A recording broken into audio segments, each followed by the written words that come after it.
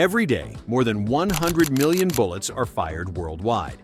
To maintain this incredible demand, ammunition factories work tirelessly, producing more than 50 million bullets a day and feeding the enormous arsenals accumulated by armies, police forces, and armed civilians. But have you ever wondered how bullets are made? Well, today we will travel to the United States, home to one of the largest ammunition factories in the world, where more than 250,000 bullets are produced every hour. There, we will see every step of the process, from the creation of the metal casing and the loading of gunpowder to the placement of the projectile and the final firing tests. So, get ready, because today we are going to discover how bullets are mass-produced. Let's begin.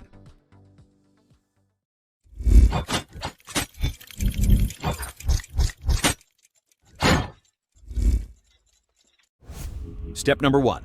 Selection of materials and components. A bullet consists of 4 essential components: the casing, the primer, the gunpowder, and the projectile. Each of these parts fulfills a key function and is made with materials designed to withstand high pressures and temperatures. The casing is the metal shell that holds the entire assembly together. It is mainly made of brass, an alloy of copper and zinc that offers resistance and ease of molding.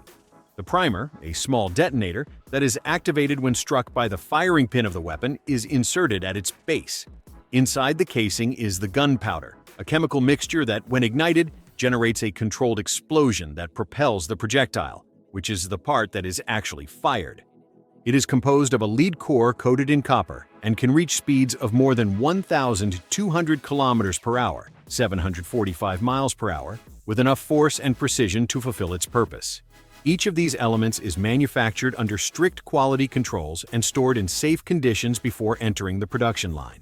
Once the materials are ready, it's time to take them to the machines, synchronize the processes, and begin the mass production of bullets. Let's go. Step number 2. Manufacturing the casing. The process begins with the production of the casings. These are made from simple brass discs, a resistant and easy-to-mold metal alloy. Operators place them in large automatic hydraulic presses, which can exert a force of up to 200 tons, applying pressure to shape them. First, the discs are stretched, then thinned, and finally, the base where the primer will later be inserted is molded. Each pressed casing undergoes an additional machining process, where a rotary stamping system engraves the serial number, caliber, and manufacturing lot. This information is key, as it allows tracing the origin of each piece of ammunition and, if necessary, can assist in forensic investigations, ensuring total traceability throughout the process. Once formed, the casings undergo a washing process. They are submerged in a special solution that removes metallic residues and pressing debris, and then dried with compressed air, leaving them completely clean and ready to continue. And with this, the casings are now prepared to receive the next key component of the process, the gunpowder. Let's take a look. Step number 3. Preparing the gunpowder. We arrive at one of the most impressive processes of the entire production, the manufacturing of gunpowder. Surely everyone already knows what gunpowder is, that grayish powder with the ability to explode when ignited. What is that powder really? How is it made? Well, the gunpowder used today is not the same as that used centuries ago. It is smokeless powder, a chemical mixture of nitrates, stabilizers, and accelerants, formulated to generate a large amount of gas at high pressure. This compound arrives at the factory in airtight containers, under controlled safety conditions. Here, it is stored in isolated areas, protected by sensors and trained personnel. Operators use high-precision dispensing systems that accurately measure the exact amount of gunpowder to be introduced into each casing with millimeter precision. This gunpowder is automatically loaded through an adjustable nozzle, which deposits the exact content inside each casing without generating spills or dangerous accumulations. Once introduced, the gunpowder settles inside the casing by slight vibration, ensuring that it is perfectly seated before moving on to the next step. Once the casing has been correctly loaded with gunpowder and verified, it's time to place the next key component, the primer. Let's go. Step number 4. Placing the primer. Now that the casing already contains its gunpowder charge, it's time to add a fundamental component for everything to work, the primer. It is a small round piece that is inserted into the base of the casing.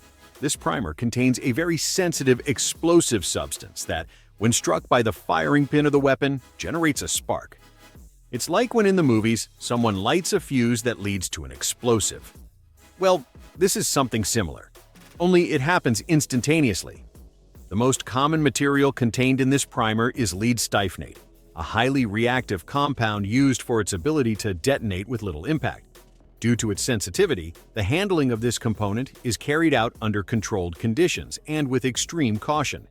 The placement process is automated. High-precision machines insert each primer into its place, while operators supervise the operation and positioning at all times. Then, optical sensors and cameras verify that it has been perfectly placed. Finally, the casings pass through a pressure testing system, which ensures that the primer is well seated and ready to function without fail. With this piece in place, the casing is now complete. It contains the gunpowder, the detonator, and only one last step is missing to become a real bullet: the placement of the projectile. Let's take a look. Step number 5. Manufacturing and inserting the projectile. With the casing loaded and the primer installed, it's time to place the star of the entire process: the projectile. Also known as the bullet, the projectile is the part that is actually fired from the weapon and generates the impact. For it to fulfill its function, it needs a specific design that balances weight, stability, and penetration. It all begins with the smelting of lead, which is heated in industrial furnaces to temperatures close to 330 degrees Celsius, 626 degrees Fahrenheit, until it reaches its melting point and becomes completely liquid. Then, that molten lead is molded into small cylindrical shapes that will serve as the core of the projectile. Afterward, these pieces pass through an extrusion machine that gives them their final shape. This can vary depending on the use and the caliber to be manufactured. For example, a common 9mm bullet used in handguns is not the same as a 5.5 6mm bullet used in assault rifles. Next, the cores are coated with a thin layer of copper through a special chemical bath that covers the lead and improves its resistance without altering its shape. This improves the projectile's resistance and reduces friction inside the barrel when fired. Once ready, the projectiles are transported by an automated conveyor belt to the assembly line. There, a high-precision press carefully inserts them into the mouth of the casing, sealing everything with an exact fit. Operators monitor that each joint is perfect, as any defect can compromise the trajectory or the firing. And so, the casing, the gunpowder, the primer, and the projectile are joined into a single body, a fully armed bullet ready to be tested. But before they go out into the world, the most important thing still remains: ensuring that they work perfectly. Let's go. Step number 6. Inspection and testing. Before a bullet can be packaged and shipped to the world, it must pass a series of rigorous quality controls. Operators, with the help of specialized machinery, inspect each cartridge and analyze its weight, dimensions, gunpowder level, sealing, and projectile alignment.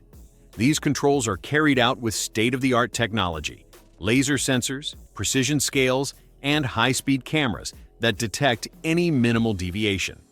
To ensure their actual functioning, a random sample is taken from each batch and taken to a test range. There, the bullets are fired under controlled conditions to check their performance: muzzle velocity, trajectory, impact, and consistency. If any sample shows failures, the entire batch is stopped.